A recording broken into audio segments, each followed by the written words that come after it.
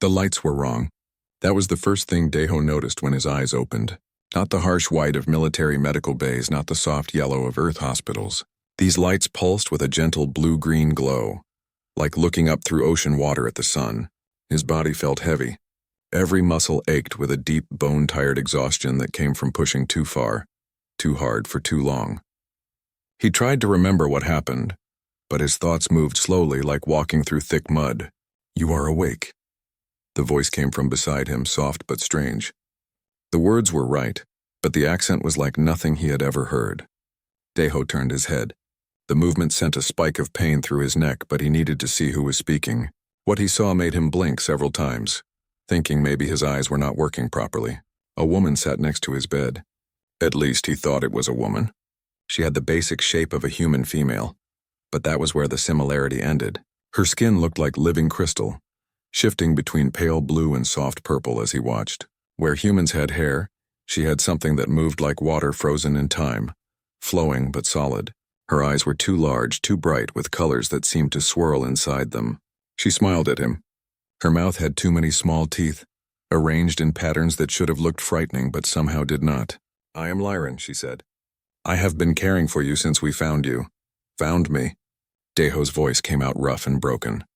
His throat felt like he had been screaming for hours. "Where am I?" "You are aboard the Velatros, a medical ship." Lyran stood and moved to a table near his bed. She poured something into a cup and brought it to him. "Drink this. It will help your throat." Deho tried to sit up, but his arms shook with the effort. Lyran helped him, her hands surprisingly warm against his shoulders. The liquid in the cup tasted sweet and strange, but it soothed the burning in his throat. "How long?" he asked after drinking. "How long have I been here?" 5 days since we pulled you from the debris field." Lyran sat back down, and Deho noticed that her skin shifted to a darker blue. He wondered what that meant. "You should not have been alive. Do you remember what happened?" Deho closed his eyes and tried to remember. Images flashed through his mind. The transport ship, the alarm klaxon screaming, the hull tearing open like paper, his squad shouting orders, pushing the colony ships away from the attack. Fire, vacuum, cold. "The steadfast dawn," he whispered. "My ship. We were escorting colony vessels through the frontier sectors. We got hit, ambush." He opened his eyes and looked at Lyran. "The others, my crew. Did anyone else?" "You were the only survivor we found," Lyran said quietly. Her skin shifted to a deep purple that Deho somehow knew meant sadness. "I am sorry." The words hit him harder than any physical pain. Minyo, who always had a terrible joke ready. Subin, who talked about the garden she would plant when they got home. Hana, who could calculate jump coordinates faster than the ship's computer. All gone. "The colony ships?" Deho forced himself to ask. "Did they make it?" Lyran's skin brightened slightly. "We detected their distress beacons. They reached the safe zone. 3 ships all intact, because of what your ship did." Deho let out a breath he did not know he was holding. They had done it. The mission succeeded. The price was high, too high, but those families were safe. "You did something interesting while you were unconscious," Lyran said, her head tilting to one side in a way that was definitely not human. "You talked in your sleep." "A lot. What did I say?" Deho asked, not sure he wanted to know. "Many things." "Names mostly. You repeated them over and over, like a prayer. Minho, Subin, Hana, others." Lyran leaned forward, her large eyes studying him with intense curiosity. "But you also said other things. Hold the line. Never leave them behind. Get them out. Even while you were dying in your mind, you were still trying to save people." Deho looked away. "That is what we do, is it?" Lyran asked. "Because most species do not do that. Most species calculate the odds, accept the losses, and preserve themselves. Your species does the opposite. You throw yourself into impossible situations trying to save everyone. Someone has to. But why you?" Lyran stood and walked to a large window that showed the stars beyond. "Do you know what the medical data says about you? Your oxygen ran out 47 minutes before we found you. Your suit was breached. The temperature in space should have frozen you solid. But you were still alive when we pulled you in. Barely, but alive. How?" Deho had no answer for that. He should be dead. By every logical calculation, He should have died within minutes of the breach. This is not the first time we have heard stories about humans, Lyran continued. The galaxy talks about you. The Deathworlders from Earth, they say. The species that evolved on a planet so hostile that they became nearly impossible to kill. High gravity, dangerous atmosphere, diseases everywhere, predators at every level. Your world tried to kill you for millions of years and you just refused to die. Earth is not that bad, Deho said, though he smiled slightly despite the pain. To you, maybe. To us, it is a nightmare. Lyran turned back to face him. Your bone density is 3 times higher than mine. Your muscles are so efficient that you can function in gravity that would crush most species. Your immune system fights off diseases that would kill me in hours. And your pain tolerance, she shook her head in a very human gesture. I have seen your medical scans. You were conscious and thinking clearly while experiencing trauma that should have shut down your brain. We are just stubborn, Deho said quietly. Yes, Lyran agreed. That is exactly what you are. Stubborn enough to survive when you should die. Stubborn enough to fight when you should run. Stubborn enough to refuse to leave anyone behind even when the mathematics say it is impossible to save them. She came back to his bedside and looked down at him. Her skin shifted through several colors before settling on a warm gold. I have been a medical professional for 20 years. I thought I understood all the species in the galaxy. But humans? You confuse us. You break all the rules. You do things that should not work, and somehow they do. Is that a problem? Deho asked. Lyran's smile returned. No, I think it is fascinating. And I think the galaxy needs more of it. A soft chime sounded from somewhere in the room. Lyran looked at a device on her wrist that displayed symbols Deho could not read. You need to rest, she said. Your body is healing faster than it should, but you still need time. I will check on you again soon.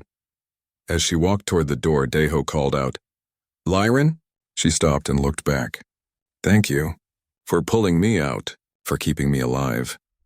Her skin shifted to a bright, warm yellow. That is what we do, she said, echoing his words from earlier. Someone has to.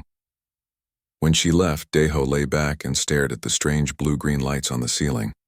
His crew was gone. The ship was destroyed, but the mission succeeded. The families they were protecting made it to safety. He closed his eyes and whispered the names again. Minho, Subin, Hana, all of them. Every single person who died to buy those extra minutes, those crucial seconds that made the difference. He would carry them with him. That was what humans did. They carried their dead and let them make the living stronger. And maybe, just maybe, that was exactly what the galaxy needed to learn. Part 2, the Deathworlder Reputation. 3 days after waking up, Deho could walk again. Lyran said it should have taken 3 weeks, but she did not seem surprised anymore. She had started calling him typically human whenever he did something that broke her medical predictions. The Velatros was much larger than Deho first thought.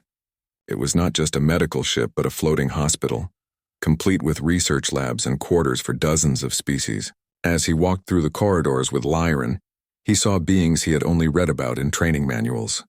Some had too many arms, others floated through the air without touching the ground.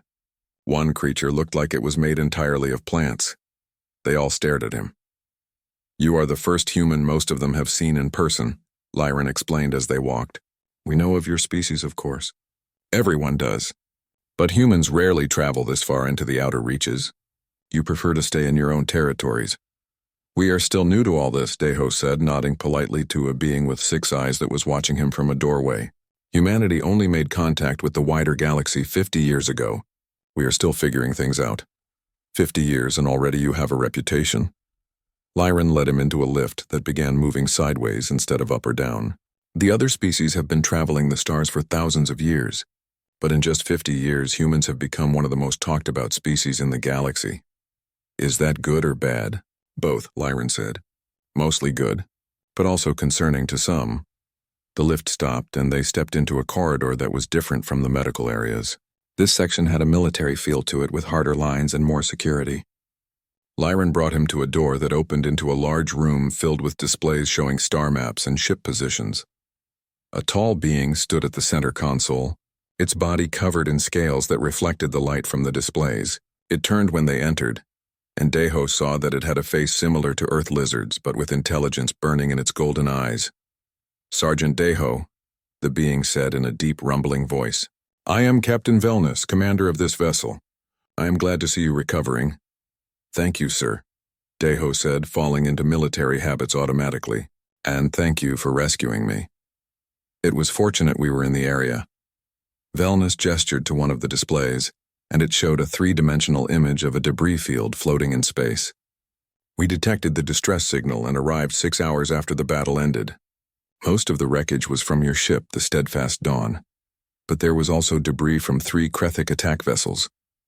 Deho stepped closer to the display. The image showed the twisted remains of his ship, broken into dozens of pieces. Among the wreckage were chunks of different vessels, darker and more angular in design. The Krethik Dominion, Velnus continued, is a species that believes in conquest through overwhelming force. They have been expanding into the frontier sectors for the past 10 years, taking territory from smaller species who cannot defend themselves. Your colony convoy entered what they consider their space. We had permission to transit through that sector, Deho said, anger creeping into his voice. The local governments cleared our route. The Krethik do not care about local governments, Velnus said bluntly. They see other species as weak. They attack convoys, take what they want, and eliminate resistance. The captain's scale shifted to a darker color. They have destroyed hundreds of ships over the years.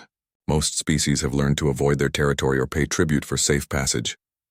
Humans do not pay tribute, Deho said quietly. No, you do not.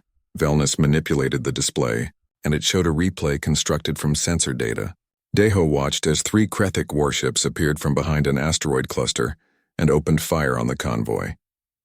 The colony ships, massive but slow, could not escape. The Steadfast Dawn, smaller and faster, moved to intercept.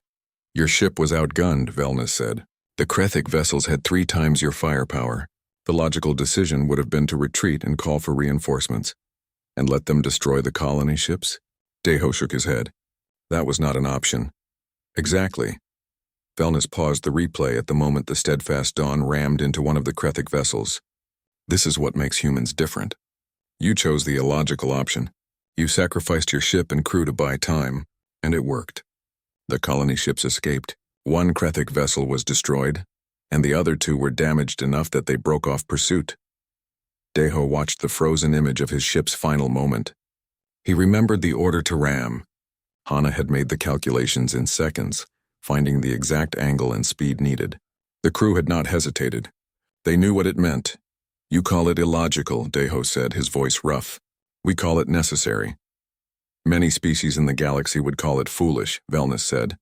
But increasingly others are calling it brave. The captain turned to face Deho fully. Do you know why humans are called Deathworlders? I have heard the term. Let me show you something. Velnus brought up a new display, this one showing comparative data on planetary environments. Earth appeared on the screen alongside dozens of other homeworlds. This is your planet. Compared to the average life-bearing world in the galaxy, Earth scores in the 98th percentile for environmental hostility. The display highlighted various factors. Earth's gravity was significantly higher than most worlds. Its atmosphere had higher oxygen content, which supported larger, more aggressive life forms. The planet's weather systems were violent and unpredictable. Disease vectors were everywhere. Most intelligent species evolved on calm worlds, Velnus explained. Gentle gravity, stable climates, low predation. They developed technology because they had the luxury of safety. But humans? You evolved fighting everything. Your own planet tried to kill you at every stage of evolution, so you became very, very good at not dying. Lyran stepped forward and added her own display to the screen. Look at the biological differences. Human bone density is 3 times the galactic average. Your muscle efficiency is off the charts. Your cardiovascular system can function in conditions that would cause most species to collapse. And your immune system? She shook her head. You are constantly fighting off millions of microorganisms that would be lethal to other species. Your bodies are always at war, even when you are healthy. We are just adapted to our environment, Deho said. Yes, Velnus agreed. But your environment made you into something the galaxy has rarely seen. Species that refuse to die. Species that fight when fighting seems pointless. Species that value individual lives over logical mathematics. The captain brought up another image, this one showing a chart of galactic conflicts. In the 50 years since humanity joined the galactic community, You have been involved in 43 military actions. In every single one, human forces took casualties far beyond what is considered acceptable, but in every single one you completed your objectives. You saved the people you were protecting. Other species surrender when casualties reach 20%.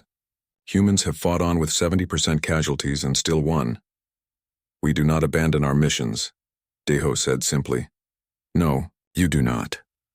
Velnus's scales shifted to a color that Deho was learning meant respect.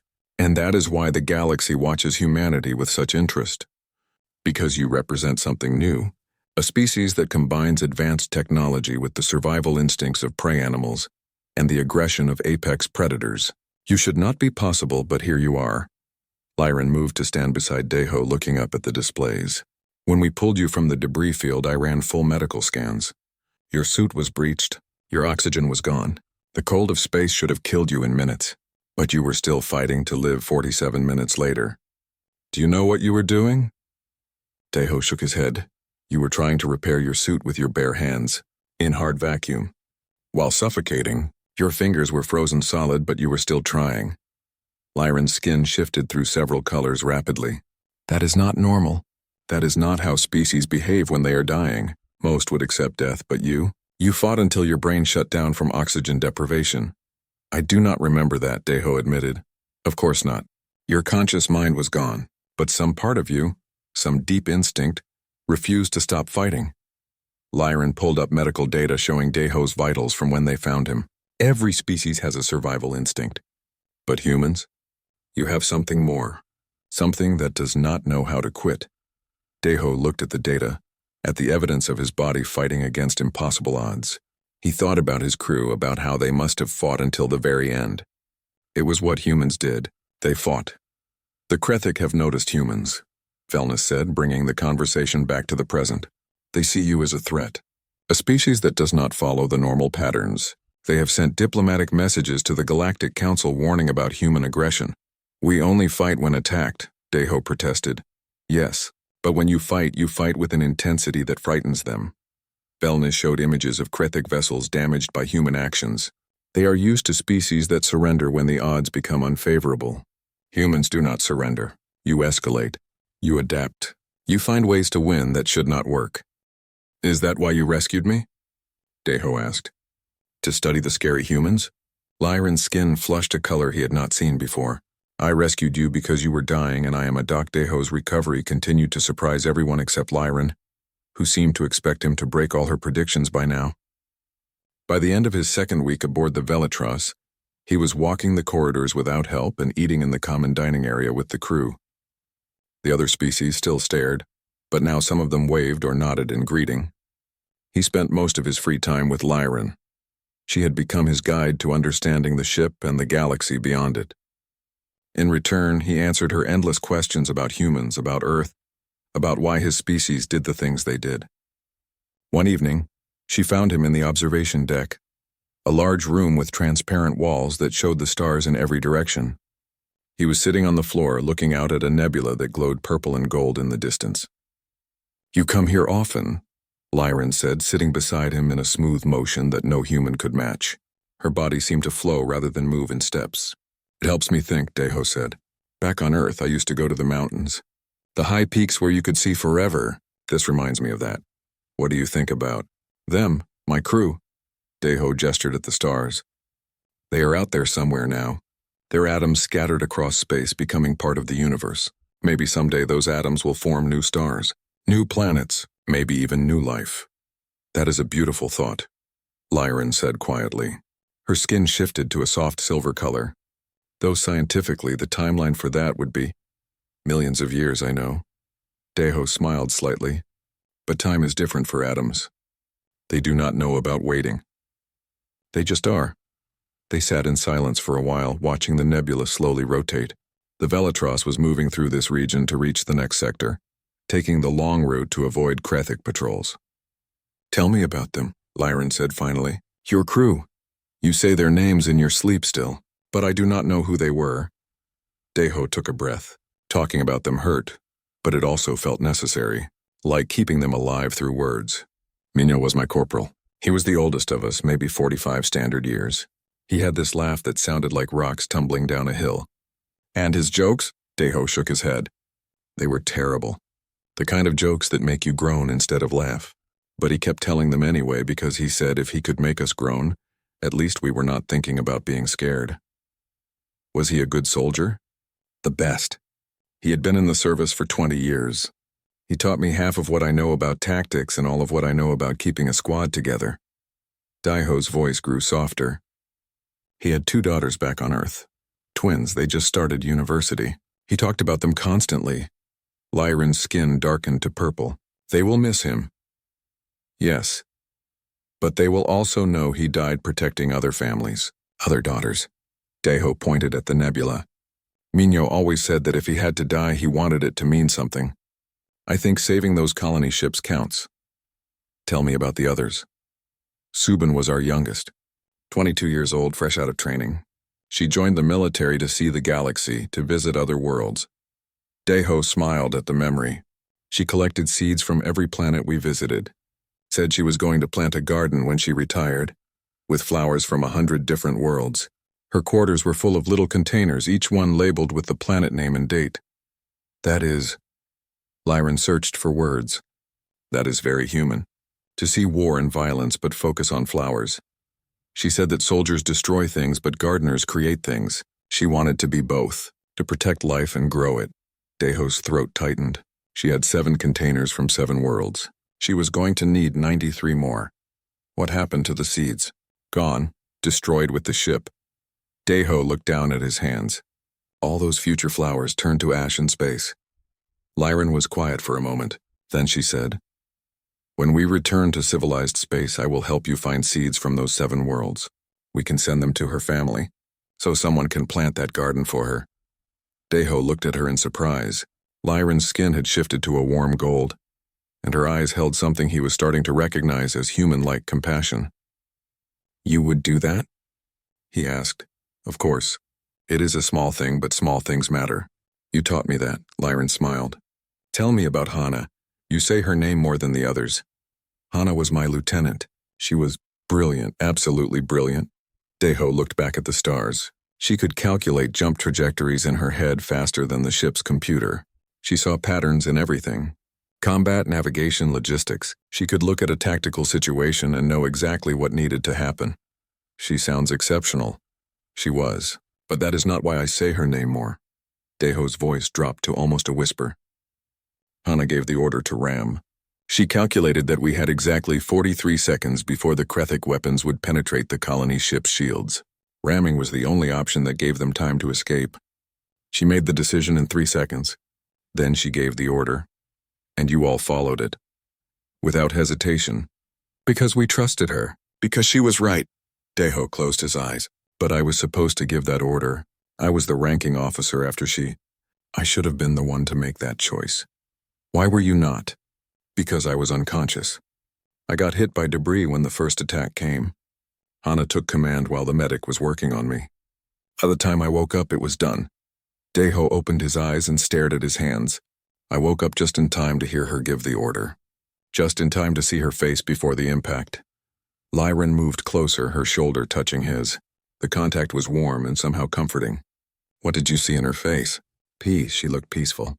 Like she had solved a problem that had been bothering her. Daiho's voice cracked. She saved everyone and she looked happy about it. That is the last thing I remember before the ship broke apart.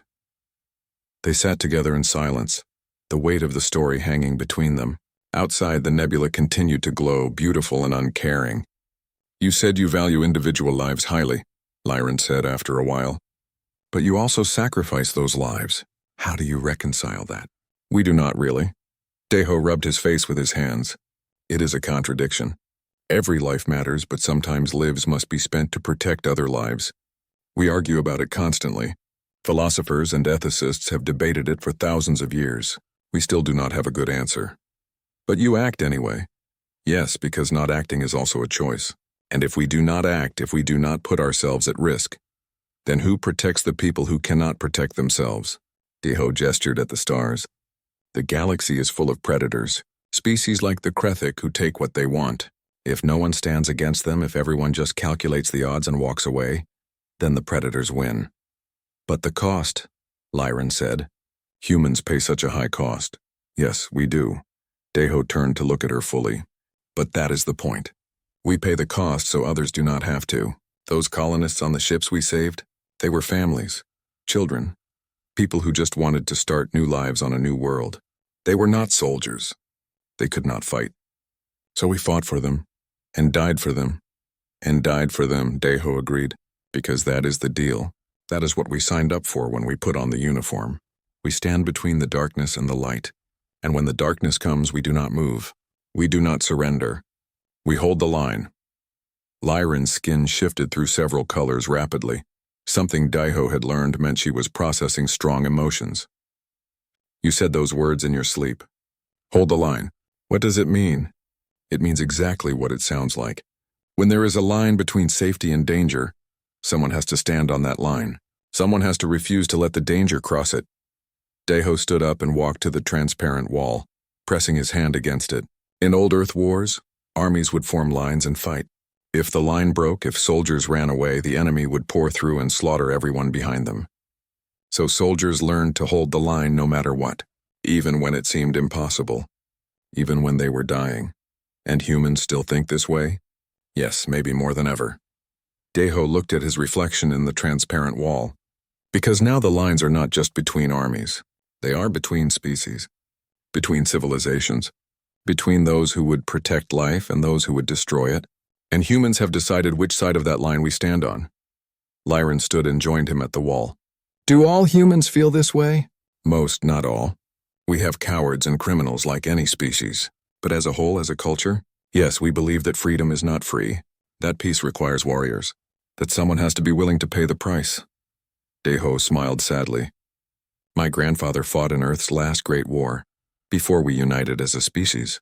He told me once that the price of freedom is constant vigilance and occasional sacrifice.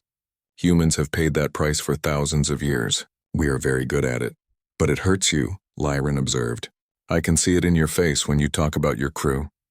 The pain is real. Of course it is real. We are not machines. We feel loss just like anyone else. Maybe more because we value individual lives so highly. Deho turned away from the wall. That is the other part of being human. We carry our dead with us. Part 4, the unacceptable calculation. The alarm woke Deho from a rare dreamless sleep. It was not the soft chimes that usually marked shift changes on the Velatros. This was harsh and urgent, cutting through the walls like a knife. He was moving before he was fully awake, trained reflexes taking over. By the time his mind caught up with his body, he was already dressed and heading toward the bridge. Other crew members rushed through the corridors, their various forms moving with purpose and fear. Lyran met him at the bridge entrance. Her skin was cycling rapidly through dark colors, blues and purples flashing in patterns he had learned meant stress. What is happening? He asked. Distress signal.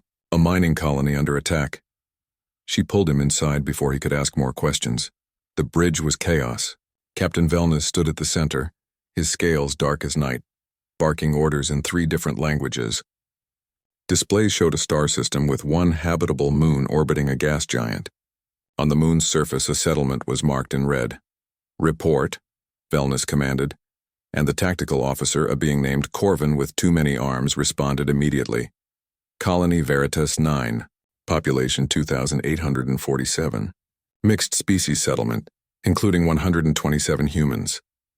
Corvin's voice was flat, emotionless. 3 Krethic warships in orbit. They are bombarding the settlement's shields. At current rate, shields will fail in 17 minutes. Nearest military response? Velnus asked. 6 hours out. A human patrol detected the signal and is en route, but they cannot arrive in time. Deho felt his blood turn to ice. Humans. There were humans down there. What are our options? Velnus demanded. Corvin's multiple arms moved across the displays, running calculations. We are 42 minutes from the system at maximum speed. Even if we reach them before shield failure, we are a medical vessel. We have minimal weapons. Defensive systems only. Can we evacuate them? Negative. Not under active bombardment. The Krethic will destroy our shuttles before they reach the surface, and we cannot take all of them in one trip even if we could land safely. Velnus turned to another officer. What is the probability of successful intervention? The officer, a being that looked like it was made of living crystal, spoke in a voice like wind chimes. Computing. Probability of Velatros survival if we engage, 6%. Probability of successful evacuation of colonists, less than 1%. Recommendation, maintain safe distance. Preserve vessel for future medical operations. The mathematics are clear, Captain. Run it again, Velnus ordered. Captain, I have run it 7 times. The result does not change. We cannot save them. Any attempt would only result in the loss of this ship and its crew of 233 beings. The mathematics are— I heard you, Velnus snapped. His scales were getting darker. Get me a communication channel to the colony. A voice filled the bridge, crackling with static and fear. This is Jiwan, colony administrator. We are under attack. Shields failing. We need immediate assistance.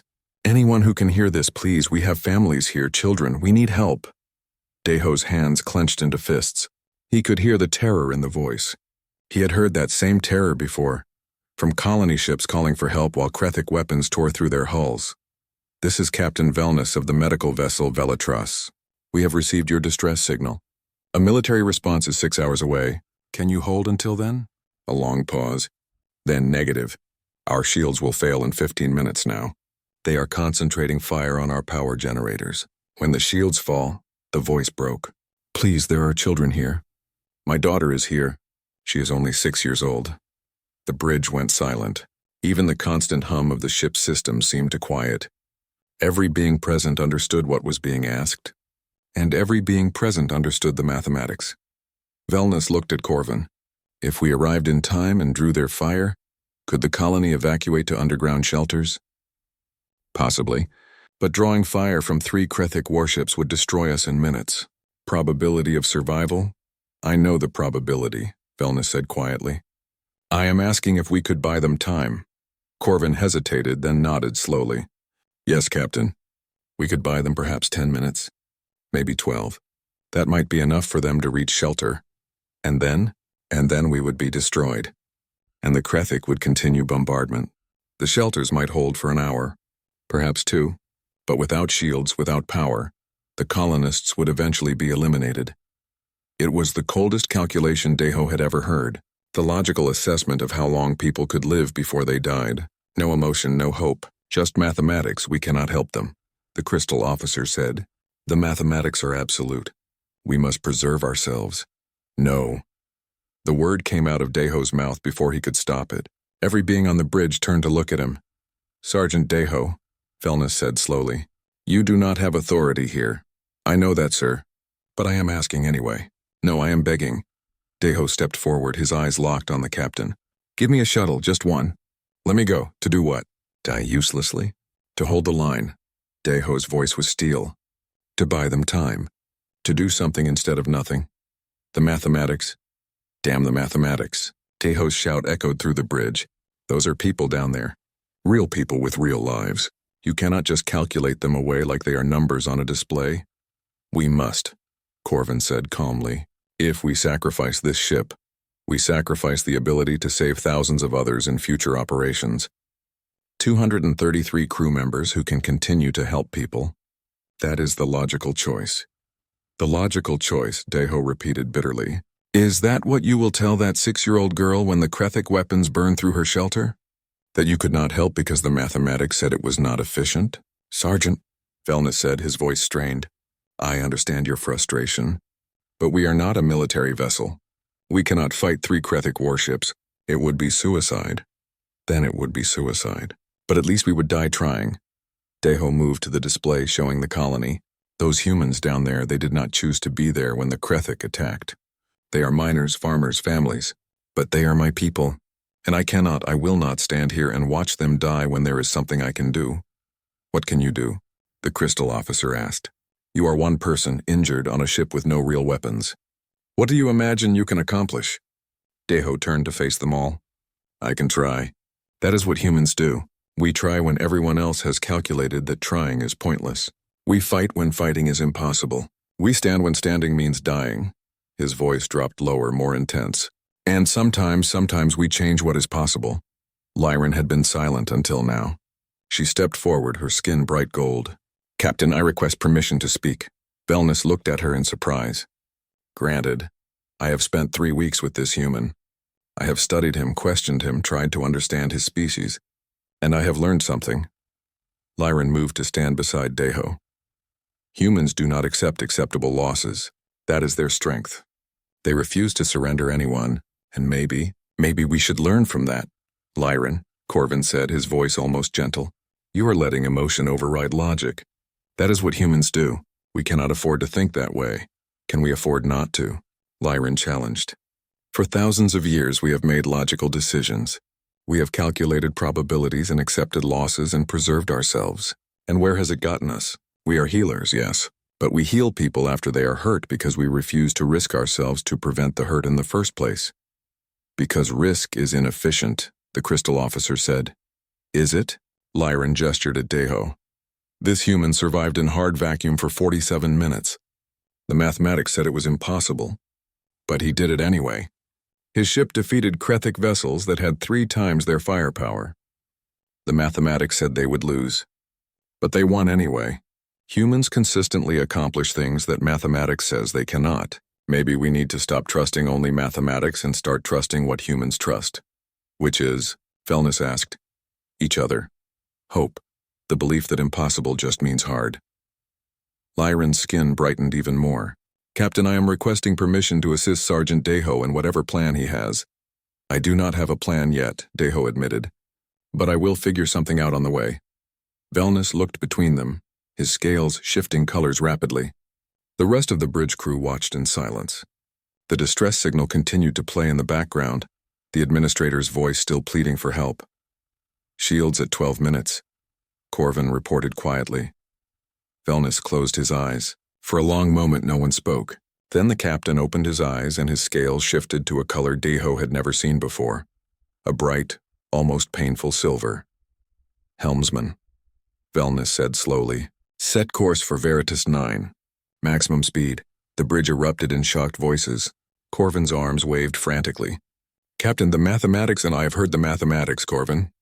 I have heard them my entire life. And for the first time, I am choosing to ignore them. Velnus turned to his crew. Prepare defensive systems. Get all non-essential personnel to the shelters. Medical teams on standby. He looked at Deho. And you, Sergeant. You said you would figure out a plan. Start figuring. You have 40 minutes. Deho felt something surge in his chest. Not quite hope, not quite relief. Something in between. Thank you, Captain. Do not the Part 5. When death comes knocking. The Velatros dropped out of faster-than-light travel 38 minutes after leaving their safe position.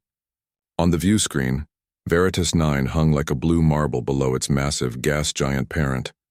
Beautiful, peaceful, and under attack. 3 Krethic warships orbited the moon in a triangular formation, their dark hulls bristling with weapons. They were larger than the Velatros, more heavily armed, built for destruction where the medical ship was built for healing. Red beams lanced down from the warships, hammering against a shimmering dome of energy that covered the colony settlement. Shield status? Deho asked, standing at the tactical station beside Corvin. 4 minutes until failure, Corvin reported. His many arms moved across multiple displays simultaneously. They have concentrated fire on the northwest quadrant. The colony's power generators are in that section. Smart, Deho muttered. Take out the power. Shields fail everywhere at once. The colonists are evacuating to underground shelters, Lyran said from her position at communications. But they need more time. Many are still in the residential areas. Deho studied the tactical display. The Krethic ships were positioned to provide overlapping fields of fire, standard doctrine for orbital bombardment. They had clearly done this before, probably many times. They knew their business, but they did not know humans. Captain, Deho said, turning to Velnus, I need you to trust me completely for the next few minutes. Can you do that? Velnus's scales rippled with colors that Deho could not read. Against my better judgment, yes. Good. First, launch all the medical supply drones we prepared. Send them on the vectors I programmed. Spread them out in a sphere around the Krethic ships. They will shoot them down, Corvin objected. I am counting on it. How long to launch? 30 seconds. Do it. Then take us in, full speed, directly toward the lead Krethic vessel, the one positioned at the apex of their formation. The bridge went silent. Then Corvin said, That is suicide. No, that is aggressive. There is a difference. Deho pointed at the display. The Krethic fight species that run from them. They are not used to targets that charge directly at them. It will confuse them, make them hesitate, make them react instead of following their bombardment pattern. For how long? Velnus asked. Long enough. Deho turned to Lyran. When I give the signal, I need you to broadcast a message on all frequencies. Can you do that? Yes, but what message? You will know when the time comes. Trust me, Lyran's skin shifted to gold. I do trust you. Drones away, Corvin announced. On the view screen, dozens of small objects shot out from the Velatros, spreading in all directions. They were not weapons, just automated medical supply containers, but to sensors they would look like some kind of deployment pattern.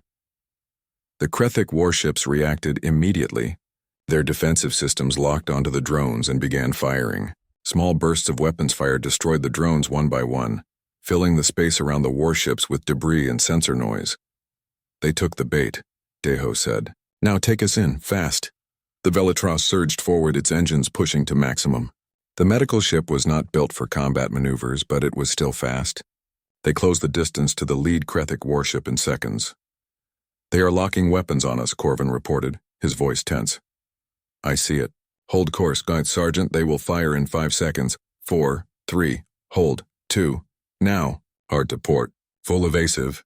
The Velatros twisted, its inertial dampeners screaming as the ship changed direction at an angle that should have been impossible. Krethic weapons fire tore through the space where they had been moments before. Return fire, Deho ordered. Everything we have. We only have defensive weapons, Corvin protested. They will barely scratch their shields. I do not want to scratch their shields. I want them angry. The Velatros's limited weapons fired, sending pulses of energy that splashed harmlessly against the Krethic warship's shields. But the effect was immediate. The lead warship stopped firing at the colony and turned its attention to the Velatros. They are breaking formation, Corvin said, surprise in his voice. The lead ship is pursuing us. Perfect. Lyran broadcast this message. This is Sergeant Deho of the Human Defense Force. Attention, Krethic vessels. You have attacked a settlement under human protection. Withdraw immediately or face the consequences. But we are alone, Lyran said. They will know it is a bluff. Just send it. Lyran sent the message. On the view screen, the 3 Krethic warships paused. For a moment, nothing happened. Then the lead ship changed course, moving away from the colony and toward the Velatros. The other 2 ships continued their bombardment, but their fire became less concentrated, more scattered. They are confused, Velnus observed. They do not know if we have reinforcements, and that confusion is buying us time. How long until the colony evacuates? 3 minutes, Lyran reported. They are moving as fast as they can. Captain, we need to stay alive for 3 more minutes. Can you do that? Velnus showed what Deho thought might be a smile, though it was hard to tell with the alien facial structure. I am a doctor, not a fighter, but I will try. What followed was the most desperate 3 minutes of Deho's life. The Velatros was not built for combat, but Velnus flew it like he was flying a fighter craft. They dodged and weaved through weapons fire, using the moon's gravity well to slingshot around in tight curves that no Krethic ship could match.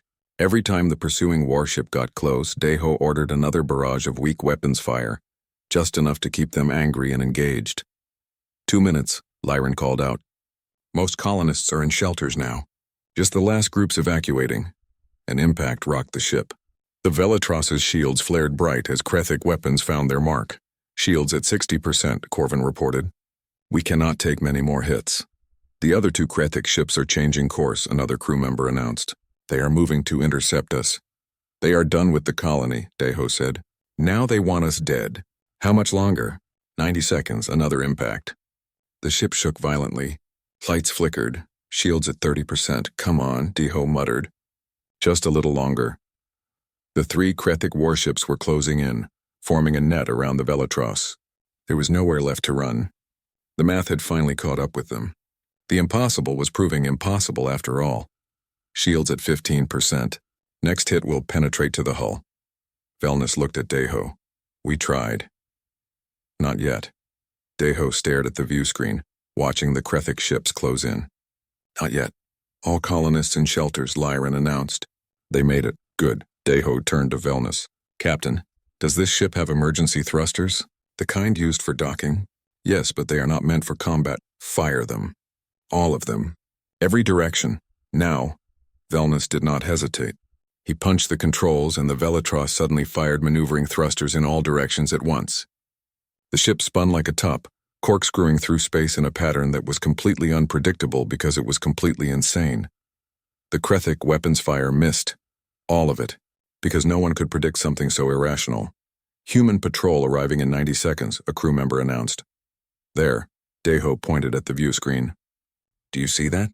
Velnus squinted. See what? Points of light. Getting brighter fast, then everyone saw it.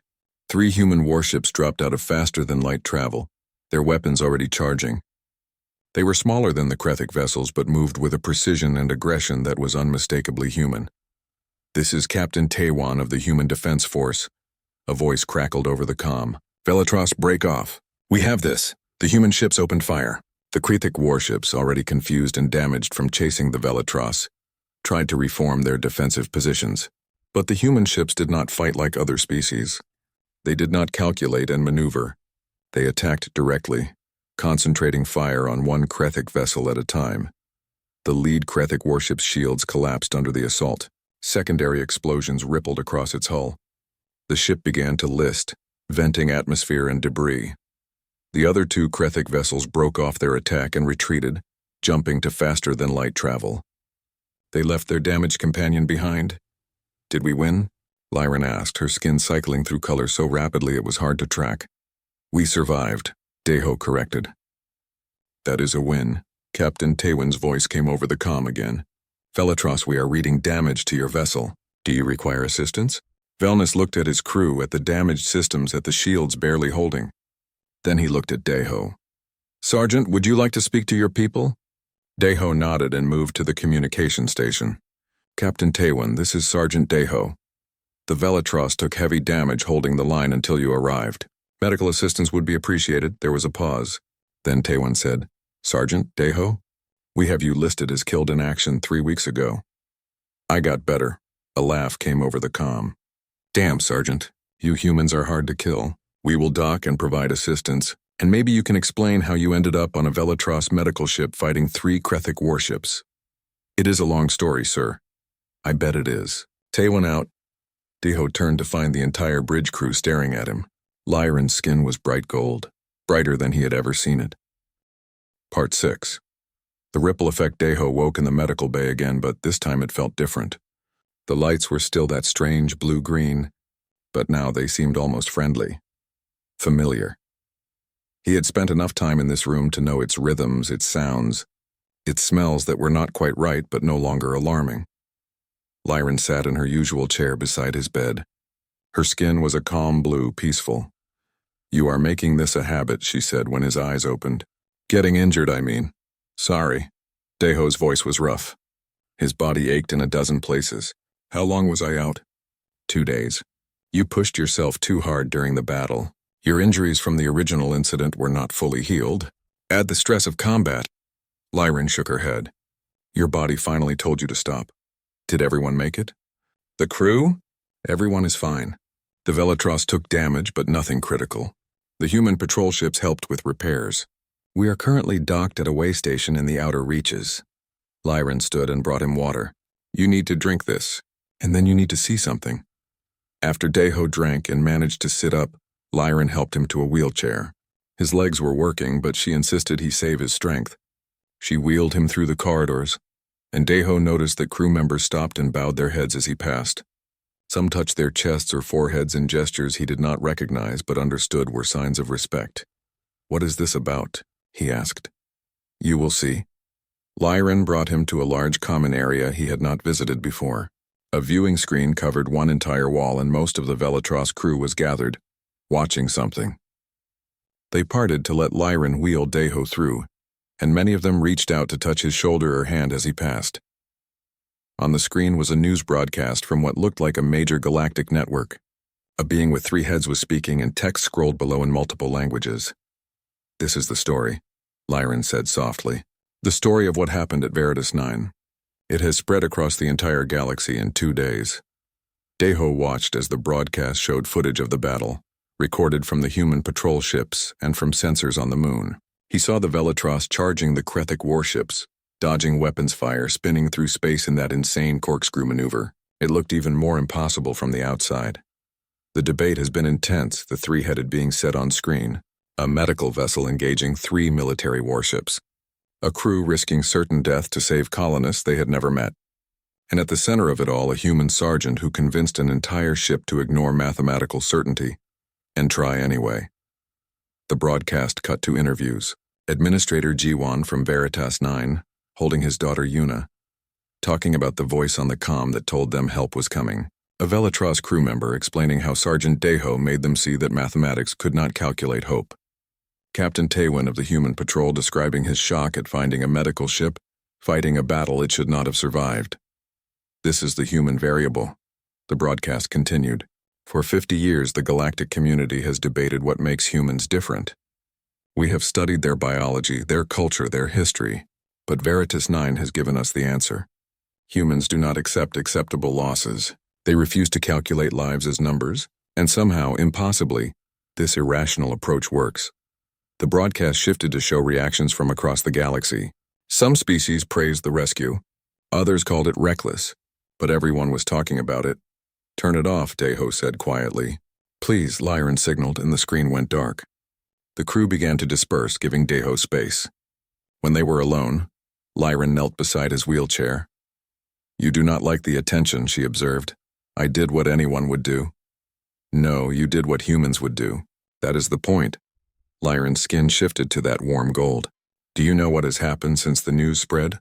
17 species have sent requests to the Velatros Medical Command, asking for joint training programs. They want to learn human tactics, human philosophy, human stubbornness. That is ridiculous, is it? The Krethic have been expanding for 10 years. They have taken territory from dozens of species, and those species accepted it because the mathematics said fighting back was too costly." Lyran stood and walked to a window overlooking the station. "But you showed them that mathematics is not destiny, that 3 ships can be defeated by determination and crazy flying, and now species who had given up are asking how they can fight back." Deho absorbed this slowly. His actions, one desperate choice in one battle, spreading across the galaxy like ripples in a pond. He thought about his crew on the Steadfast Dawn. They had made their choice to save colony ships, never knowing who would see it or what it would mean. And now he had made a similar choice, and it was somehow changing how species thought about the Krethic threat. "There is more," Lyran said. The Krethic Dominion issued a statement. "They are calling humans a corrupting influence. They say you spread chaos and irrational behavior that undermines the natural order of the galaxy. The natural order being them taking whatever they want?" "Exactly. But their statement has had the opposite effect they intended. Multiple species are now forming a coalition.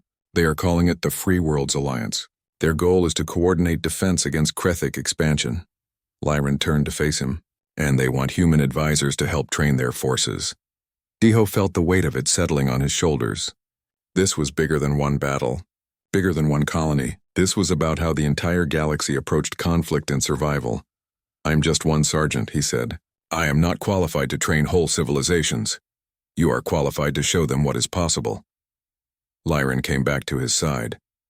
"You are qualified to teach them that hope is a weapon, that refusing to quit can change outcomes. That individual lives matter enough to risk everything. That is what got my crew killed." "No." Lyran's voice was firm. "What got your crew killed was the Krethic choosing to attack innocent colonists. Your crew chose how they died. They chose to make their deaths mean something. And they did. Just like you are making this mean something." Deho looked down at his hands. Hands that had tried to repair a broken suit in hard vacuum. Hands that had plotted impossible tactics. Hands that were shaking slightly from exhaustion and emotion. "Captain Velness wants to speak with you when you are ready," Lyran said after a moment. "Something about the Velatros's future, the ship, and its mission. Things are changing, Deho. Not just for you, for all of us." An hour later, Deho sat in Captain Velness's quarters, a room that somehow managed to look both alien and comfortable. The captain sat across from him, scales shifting through colors that Deho was learning to read as thoughtful. "How are you feeling?" Velness asked. "Like I got hit by a ship. Technically, you got shot at by 3 ships. Close enough." Velness poured a drink that looked like liquid starlight and offered it to Deho. This is safe for human consumption. It will help with the pain, Deho drank. It tasted like honey and lightning. Thank you. For everything. For saving me. For listening to me. For risking your ship. I should be thanking you. You changed how we see the universe. Velnus drank his own portion. The Velatros has been a medical ship for 40 years. We go where we are needed, heal who we can, and preserve ourselves for the next crisis. It is logical, efficient, and completely inadequate. What do you mean? I mean that we have been treating symptoms instead of preventing diseases. We heal people after they are hurt, but do nothing to stop them from being hurt in the first place, because intervention is risky, because the mathematics do not support it. Velnus set down his cup. You taught us that sometimes prevention requires risk. That healing is not just about medicine, but about standing between danger and those who cannot defend themselves. You are a doctor, not a soldier. Why can I not be both? Why can the Velatros not be both? Velnus leaned forward. I have submitted a proposal to Velatros Command. A new designation for our ship. Medical response and intervention vessel. We will still heal, but we will also respond to crises before they become catastrophes. Like Veritas 9. They approved this? Not yet. But the news coverage is forcing their hand. Public opinion across multiple species supports the idea. They cannot say no without looking like they are choosing logic over lives. Velnus's scales brightened. And if they approve it, I want you to help train my crew. Teach us how to think like humans when the situation demands it. I am not staying, Deho said. Earth Command wants me back. They are sending a ship to collect me in 3 days. I know, but 3 days is enough to plant seeds. To show my crew that there is another way. Velnus stood and moved to a window. You know what the most interesting thing about Veritas 9 was? Not the tactics. Not the survival against odds. It was watching my crew transform. Corvin, who only believes in mathematics, firing weapons to annoy the enemy. Lyran, who never took risks, standing beside you and demanding we help. Me making a decision my training said was wrong, but my heart said was right. Hearts can be wrong too. Yes, but so can mathematics. The difference is that hearts can see things mathematics cannot. Value, worth, hope. Velnus turned back to Deho. You gave us those things, and now we want to keep them. Deho felt something shift in his chest. The weight he had been carrying since the steadfast dawn was still there, but it felt different now. Less like a burden and more like a responsibility. His crew died to save people. He served Part 7, What We Carry Forward. The journey back to Earth took 6 days. 6 days of debriefing sessions, medical examinations, and answering the same questions over and over. How did you survive? What happened on the Velatros? How did you convince them to help? What can you tell us about alien psychology? Deho answered everything as best he could, but his mind kept drifting to the memory crystal Lyran gave him. He had watched the recordings 3 times already. Velnus talking about the moment he decided to ignore the mathematics. Corvin admitting that humans made him question everything he thought he knew about tactics. Dozens of crew members from species he could barely name, all saying the same thing in different ways. Thank you for showing us another way to think. But it was Lyran's recording he watched most often. She sat in the observation deck, their observation deck speaking directly to the crystal.